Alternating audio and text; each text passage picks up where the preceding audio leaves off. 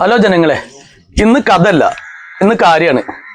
ഇന്ന് കാര്യമായിട്ടെന്ന് പറഞ്ഞാല് 14ാം വാർഡില് സ്വതന്ത്രനായിട്ട് ഞാൻ മത്സരിക്കുന്നുണ്ട്.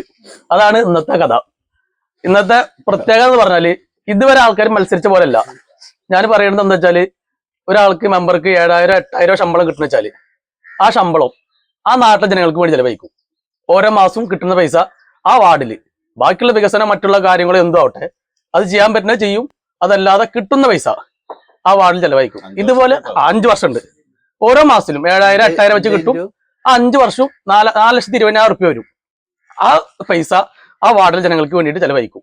ഇതുപോലെ വെല്ലുവിളി ഏറ്റെടുക്കാൻ നമ്മുടെ തിരുവറ്റൂർ പഞ്ചായത്തിലോ അല്ലെങ്കിൽ കേരളത്തിലോ വാർഡ് മെമ്പറായിട്ട് മത്സരിക്കുന്ന ഓരോരുത്തരും തയ്യാറാവണ്ടേ.